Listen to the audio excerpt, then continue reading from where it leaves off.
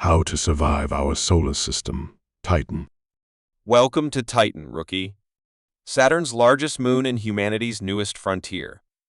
You might think this place would be a step up from Mars, what with its thick atmosphere and seas of liquid methane, but let me tell you, Titan isn't exactly a vacation spot. My name's Reese, and I've been eking out an existence here for 4 years. If you want to last that long, listen up. Reese adjusts the visor of their thermal suit and peers out over Titan's hazy orange horizon. The thick atmosphere, a double-edged sword. Titan's got something Mars doesn't, an atmosphere. It's thick, nitrogen-rich, and actually protects us from cosmic radiation. Sounds great, right? Except for 2 things. 1, it's freezing, I'm talking 180 C and 2, it's laced with methane and hydrogen. That means breathing it will kill you, and any spark could turn the air around you into a fireball faster than you can say, "Oh shit." Well, you get the idea. Reese gestures to a small enclosed habitat surrounded by chemical scrubbers. The air we breathe comes from oxygen tanks and scrubbing systems that separate out the nitrogen. You'd think with all our fancy tech, this would be a breeze. Spoiler, it's not. These systems are like needy toddlers. They require constant monitoring, endless tinkering, and a prayer or two for good measure. If one fails, you'll suffocate before hypothermia even gets a chance to finish the job. And don't even get me started on the backup systems. Let's just say they're theoretical at best. Lesson 1, check your oxygen levels like your life depends on it. Because it does. The methane sees opportunity and danger. You've probably seen the pictures, vast lakes and seas of liquid methane and ethane. Krakenmeer, Liggemeer, they're beautiful, sure. But don't get any ideas about a swim. Those seas are colder than your ex's heart, and their chemistry is volatile, to put it mildly. One splash, and you're a popsicle. Reese points to a small boat tethered to the shore of a methane lake. We use those seas for fuel. Titan's hydrocarbons can be processed into methane-based rocket propellant. It's what keeps our vehicles running and our power systems operational. But extracting and refining it, that's a nightmare wrapped in a disaster.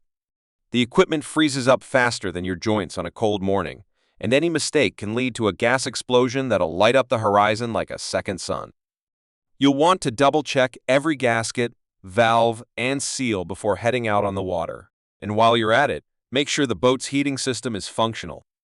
Nothing ruins a mission faster than realizing you're stuck in an ice cube that used to be a vehicle. Food and water, from chemistry to cuisine. Food on Titan isn't much better than on Mars. Hydroponics grow what they can, but the cold and the limited light make it slow going. Most of what we eat is shipped in from Earth, or grown in bioreactors. Yeah, we're eating lab-grown protein. Think of it as the future of food, or as punishment for humanity's sins, your call. Reese wrinkles their nose as they unwrap a sealed packet of synthetic meat. Water, on the other hand, is surprisingly abundant. Titan's got water ice just beneath the surface. We drill for it, melt it, and filter out the contaminants. It's not glamorous, but it works. Just remember, water's not just for drinking, it's also a raw material for making oxygen and fuel. Electrolysis splits it into hydrogen and oxygen, and boom, you've got breathable air and rocket propellant. Lose your water supply, and you're done. And believe me, rookie, running out of water is one of the slower, more miserable ways to die out here. The mystery of the northern outpost. Now here's where things get interesting. You might have heard rumors about the northern outpost. It's about 300 kilometers from here, near Krakenmeer. Officially, it's a research station. But if you ask me, there's more to it than that. Why else would they restrict access? Reese lean in conspiratorially. Some say they've found something out there, something under the ice. Subsurface oceans, maybe even microbial life. You've seen the movies, right? That's how it starts. A discovery that changes everything, or, unleashes a frozen space plague. But the comms blackout means we're left in the dark. Whatever it is, it's big enough to make Earth take notice. So if you're ever called up there, rookie, keep your eyes open. And maybe bring a flamethrower, just in case. Titan's quirks, challenges, and curiosities. Titan's a strange place. The gravity's low, just 14% of Earth, so walking feels more like bounding. It's fun at first, but try fixing a rover while your tools keep floating out of reach. And the light? It's dim, even during the day. Saturn's always hanging in the sky, but the sunlight here is more like twilight on Earth.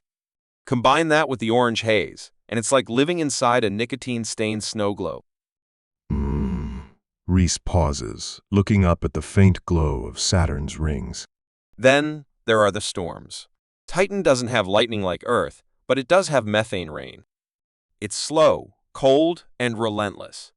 A storm can last for days, and if you're caught outside, you'll freeze solid before you find shelter. And let's not forget the rivers it leaves behind. Ever tried crossing a methane stream in low gravity? It's like playing Frogger with your life. Lesson 3. Always know the weather forecast. And never, ever underestimate the rain. It's not the wet that gets you. It's the hypothermia. A rising threat. Not all our problems come from the environment. The equipment shortages have been getting worse. Earth's supply chain is stretched thin. When something breaks, we're forced to improvise. Duct tape and ingenuity might save the day, but it's a risky way to live.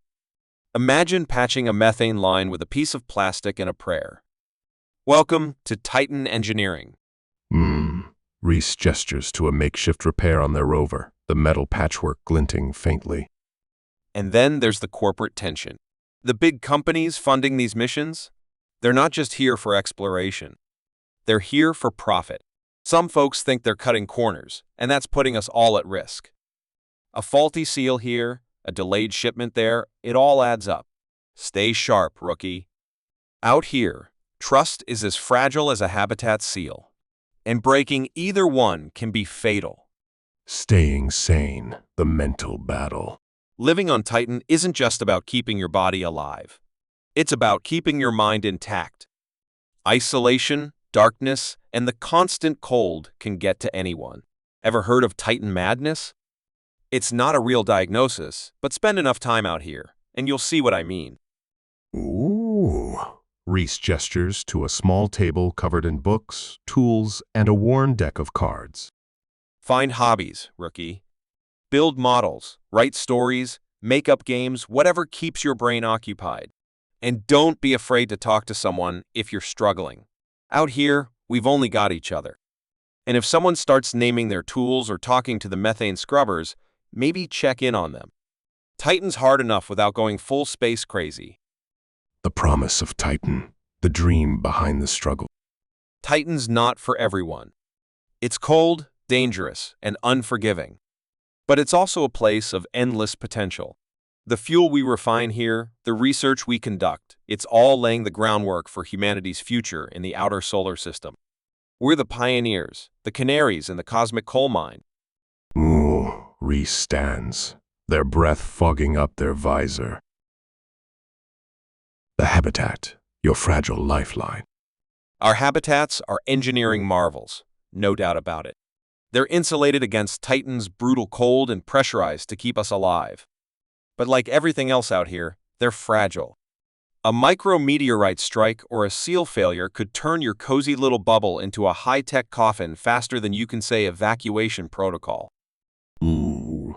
Reese taps the side of a habitat module, their gloved hand leaving a faint frost mark. The real challenge is keeping the heat on. We've got nuclear-powered generators buried underground far enough to keep the radiation shielded, but close enough to transfer heat efficiently. They're reliable, as long as you don't mind the occasional minor meltdown risk. Miss an inspection, and you'll be scraping frost off the inside of your helmet. Trust me, rookie, that's a bad day.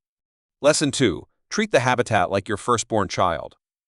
Nurture it, protect it, and maybe bribe it with a little extra maintenance now and then. The rookie's reality, survival above all. Out here, survival isn't just a challenge, it's a lifestyle. Every decision you make, every piece of equipment you touch, carries weight. You'll learn to see Titan not as an alien wasteland, but as a machine, a massive frozen mechanism with you at its mercy. Reese's voice grows serious. Lesson 3, trust the tech, but verify it. Triple check everything, from your suit seals to the habitat's pressure alarms. And always have a contingency plan. Because when things go wrong out here, and they will, it's not about who's toughest. It's about who's prepared. A final word. So why do we stay, you ask? Why did I come here, knowing the risks? Because Titan is a blank slate. A frontier. Sure, it's hostile, but it's also full of potential. Those methane seas could fuel humanity's push into the outer solar system. The rich organic compounds here might teach us things about the origins of life itself. And for all its dangers, Titan offers something rare, a chance to build something new, to lay the first stones of a world. Reese looks out over the horizon, where Saturn looms large in the sky, its rings casting faint shadows on Titan's hazy surface. Lesson 4. Rookie, never forget why you're here. Whether it's science, survival, or sheer stubbornness, hold on to that reason. Because when the frost bites, the systems fail, and the void seems to close in, that's what will keep you going. So, welcome to Titan, rookie. Suit up, stay sharp, and don't let the cold get to you. And who knows? Maybe next time, we'll talk about Europa. Spoiler, it's wetter than Titan, but just as deadly. And let's face it, the weird stuff always happens where it's wet. Oh, and rookie? If you start hearing whispers out there in the haze, don't worry, it's probably just the methane. Probably. Reese steps into the rover, the engine roaring to life as they disappear into the orange haze of Titan's atmosphere.